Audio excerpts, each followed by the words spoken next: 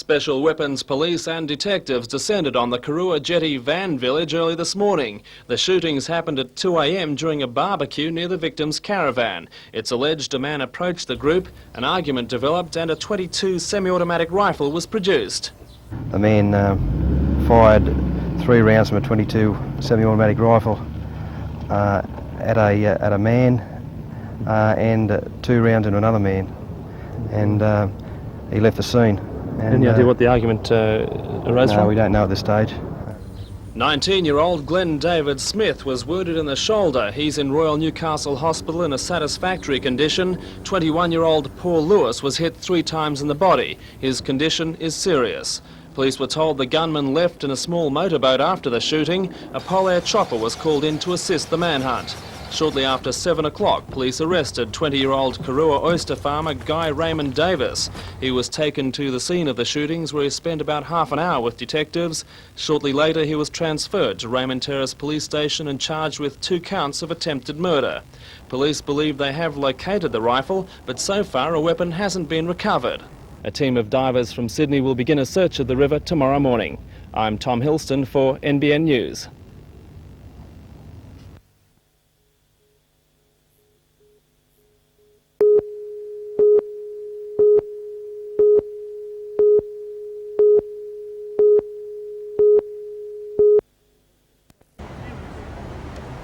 The Hexham floodgates have stood for the past 18 years, attracting little attention as they kept the tides from sweeping up Ironbark Creek and onto the Hexham floodplains. Recent suggestions, however, that some of the gates be opened has brought them into the limelight. Last night they were even the venue for a protest meeting. 40 residents of the Wallsend, Marylands area showed their anger at the suggestion the gates be opened. The residents claim the artificial barrier is all that stands between them and regular flooding. If it's a high tide and we get 1 inch or 2 inches of rain in a hurry, there's nowhere for the water to go. And the high tides aren't predictable enough to lower the gates at that stage? No. How are you going to lower the gates? The Department of Public Works, which manages the gates, however, disagrees. It says they can easily be lowered at low tide and they would only be unable to shut them if they were given too little warning before the water rose.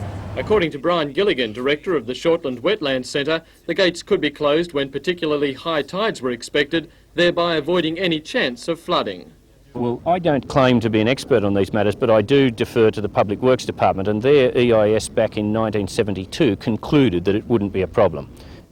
The Shortland Wetlands Centre wants the gates open to replenish the Hexham swamps and provide more opportunities for water-based recreation. That proposal has now also won the support of the Hunter River Professional Fishermen's Association. The association claims the floodgates have badly damaged the hunter fish and prawn supply by cutting off the prime breeding ground created when the tides used to spread out across the flats. Last year, the 35 fishermen in the association took 75,000 kilos of prawns from the river, worth $1.25 million. Secretary of the association, Scott Gollan, says if the gates were open all the time, that figure would increase dramatically. I think we could see maybe 30–40% increase in the total fishing of this river, prawns, fish, crabs.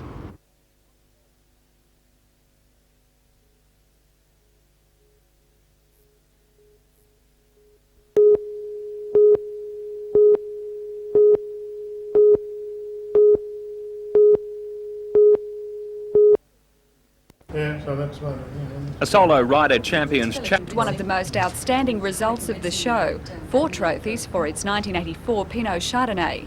Winemaker Murray Tyrrell says it shows a maturing of the Australian wine industry.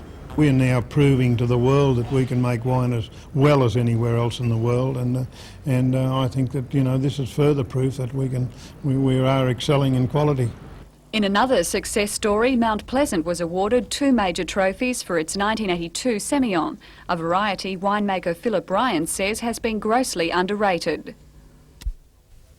Fruit, if you smell grapes, it's got that lovely fruit flavour on the nose. It's got a big softness, fullness on the palate, and it's quite soft in the palate, and then the taste remains, which is a very long palate, and that's what judges look for probably as much as anything, is the length of palate, so that pleasant taste.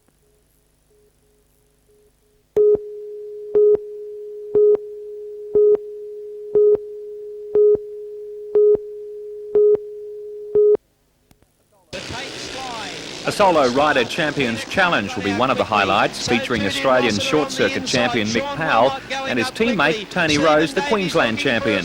Also lining up to make a first-class duel will be South Australian champ Craig Hodgson, the best of the locals Chris Watson and Tony Primer, as well as Englishman Sean Wilmot. In the four-wheel division, American Test team members Mike Klein and Steve Beutler will take on the locals in the third round of the Super Sedan Challenge Cup. The Americans will be using the event as a warm-up for the forthcoming USA versus Australia Test Series. Another event sure to delight Motordrome fans will be the first demolition derby of the season. Bang!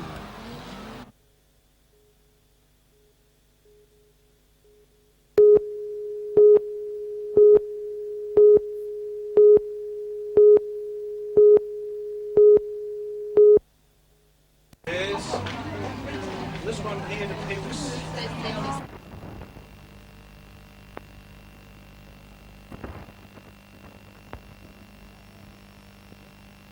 April. So it's been a very, very long day of what they'll see.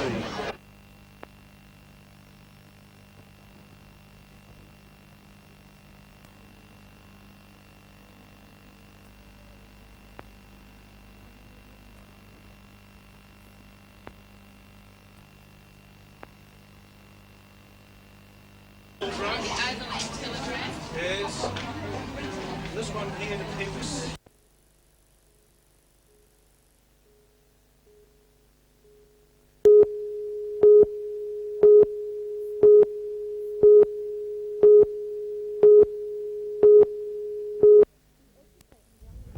To educate the younger members of the community on the importance of recycling waste, GTC Recycling and Waste Talk devised a competition with the schools in the region. While ridding homes of unwanted rubbish, the 50 schools involved also had the opportunity to win cash prizes for their efforts. Today at Shorten Wetland Centre, the Bob's Farm School received $1,000 prize money, while Adamstown Primary and Infant School took out second place and a cash prize of $250. Lakeside Special School was placed third. All in all though, Adamstown Primary and Infants collected the most waste, nearly 1/3 of the total of 50 tonnes collected. A big effort for all the youngsters involved.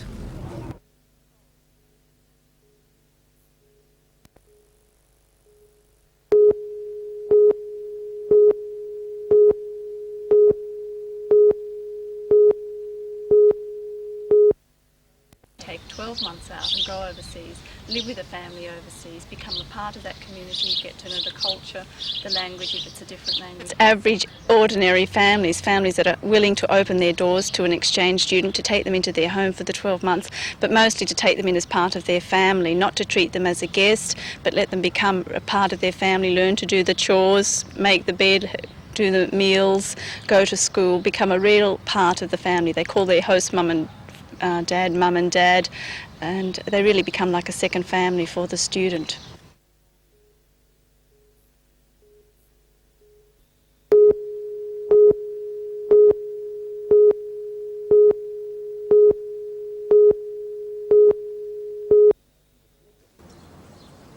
Mr Hinds tendered his resignation this morning because he said he could not tolerate certain people in the National Party.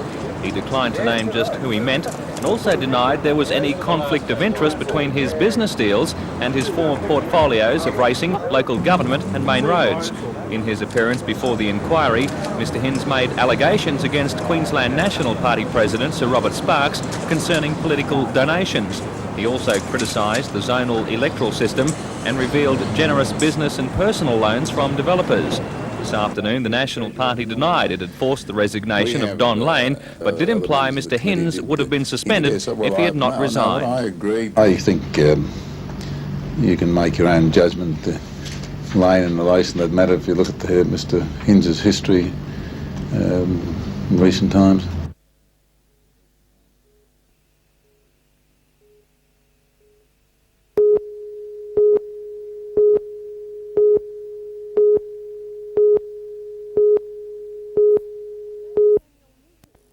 Today's annual meeting brought together some of the leading identities in medical services from throughout the Hunter.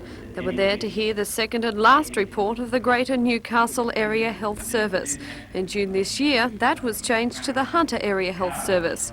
The first and probably the most significant report came from John Varnum, the chairman of the Services Board of Directors. For the most part, his speech dealt with what he claimed were acute funding problems of the hospitals in the services boundaries. In particular, he dwelled on a report prepared recently for the Health Minister Peter Collins, which he said outlined the problems the Hunter hospitals were being forced to cope with.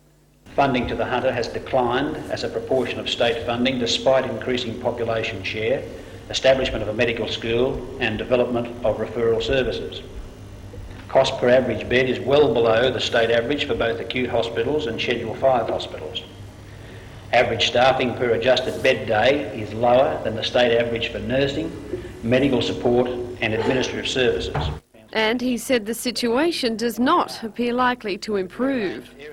When services are rearranged and upgraded as a consequence of the opening of the new teaching hospital, estimates made in April 1988 suggest that the funding deficit for acute hospitals will reach $51 million. It is essential, therefore, that future funding allocations allow for the upgrading of existing services as well as planned expansions, including the new teaching hospital. But despite the funding woes, Mr Varnum did admit that during its last financial year, the Greater Newcastle Service did operate within its budgetary allocation, while still increasing patient services.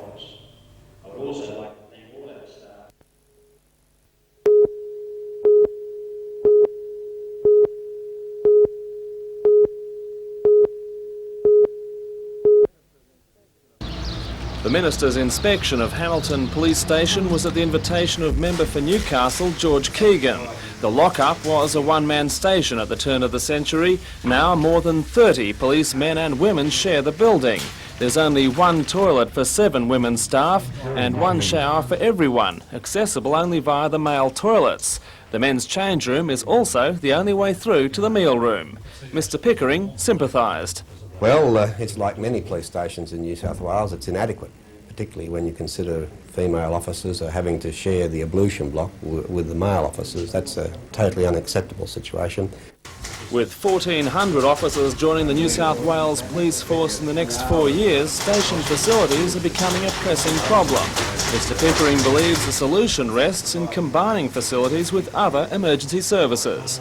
We might look at developing an emergency services complex in this area, housing the fire brigade, the police, the ambulance, the state emergency services in the one complex, which can be done much more cheaply than building separate complexes.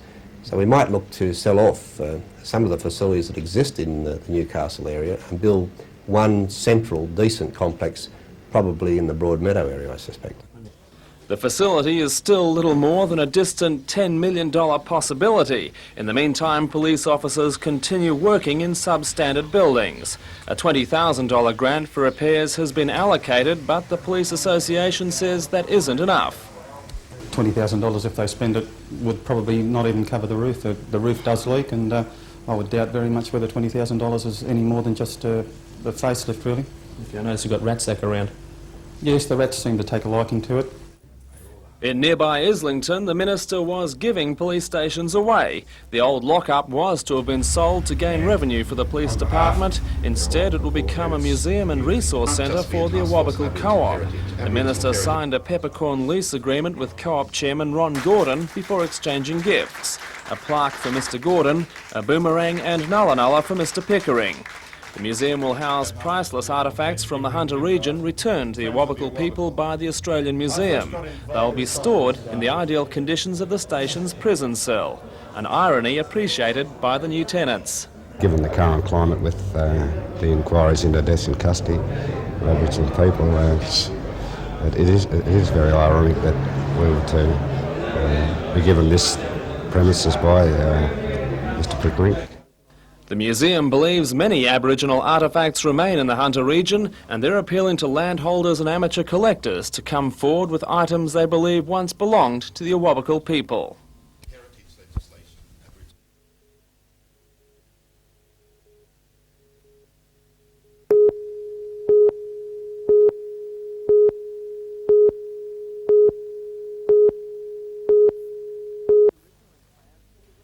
It was originally planned to be a rest area, but this once barren patch of dirt grew into much more than that.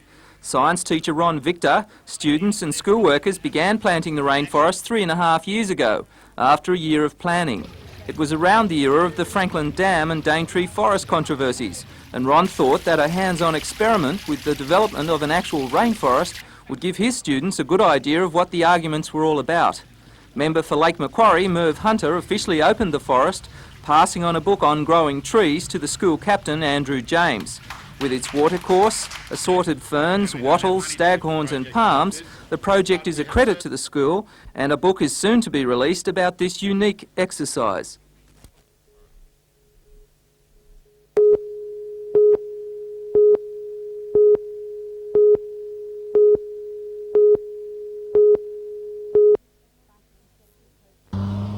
Battling Central Coast residents have vowed the fight will go on, and they say they will do everything in their power to stop a chemical plant being built on their doorsteps. With nearly 6,000 signatures on a petition, hundreds turned out to demonstrate outside Wyong Council chambers last night. The proposed chemical plant aims to manufacture resins for paints and inks, but residents fear air pollution, a threat to marine life and a risk of chemical fires, and they believe if one chemical plant is built, others will follow. And we really feel that as that particular development will be the first one on a very large industrial estate, what we can expect is that the rest of the estate will be filled up with similar type of development. The residents' views were obviously heard by councillors who threw out their original decision to approve the development on land between Wyong and Gosford. But having changed its mind, the council was left with two options: either hand the matter over to a commission of inquiry or hear an appeal by the US firm Ashlands. Heckling members of the public made it clear they did not want a commission of inquiry, even though they were told it might be the best option. The only sort of evidence that is going to really be heard before a commission of inquiry is expert evidence. We're not experts, we're people with a lot of good sound common sense. After nearly 2 hours of bitter debate, councillors voted 7-3 to face an appeal. And while Ashlands is gearing up for battle, the council will seek another expert opinion on the environmental impact study. And still to be discussed is a motion to change the zoning of the 11-acre site between Berkeley Vale and Arimba to light industrial, stopping any future plans for similar development. Rebecca Skinner reporting for NBN News.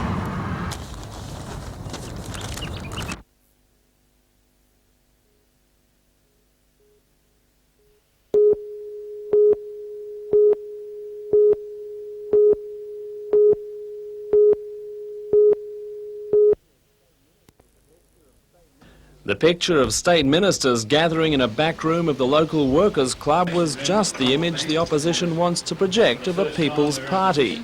Several community groups were invited to raise local issues with the shadow cabinet, and most emerged happy at least to have had a hearing. Well, time will tell with that one, I think. You've got to do something or start somewhere, don't you? Others were more cynical and suggested the meeting was strictly for political mileage. I know quite a few organisations that would love to have had the opportunity to speak to the group that weren't given notification. The presence of the shadow cabinet highlights the importance the ALP places on retaining the Wallsend electorate in the by-election on December 17. For 60 years, the ALP has been able to rely on the tremendous personal following of Ken Booth and his father before him to keep Wallsend safe. Now, with a fresh candidate, the emphasis is back to the party rather than the personality. I'm Tom Hilston for NBN News.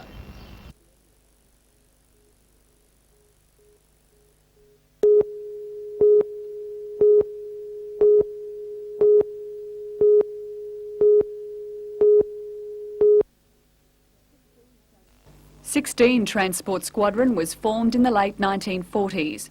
During the past 4 decades, it's been a participant in peacetime tragedies and triumphs. In the devastating Maitland floods of the 1950s and 60s, this amphibious trained Army Reserve unit was used extensively in search and rescue operations. It now boasts 6 regular Army personnel and 70 reserve members.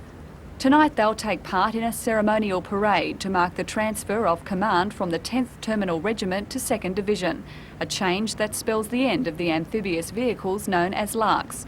They'll be replaced by trucks, and the Squadron will assume a more upfront role, providing road transport support for Army infantry. It's a whole new change of role from amphibious to road transport, so it's quite a significant change for us. Is there a lot of sentiment attached to the transfer? We've had quite a number of phone calls from people who have been in the unit for some time or have been in the unit in the past who are very, very sad to see the Larks go.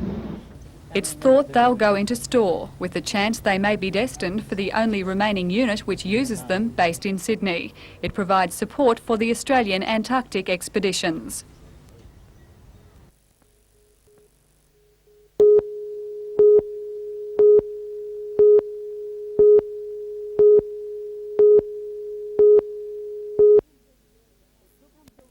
It took until the early hours of this morning for the 1989 budget to be settled. It allows for considerable growth working to a relatively small deficit, with a number of key issues taking priority. Well, the major features are that we've ended up with a deficit less than $200,000, while at the same time retaining most of the services.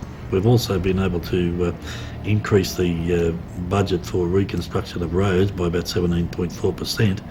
And that'll take it up to about $2.1 million. Now, the ratepayers out there have indicated to us that the roads are their major concern. Another $4 million will be spent on road construction and $750,000 on dredging the lake. Rates will be set formally in about 2 weeks, though the Mayor says the level is most unlikely to go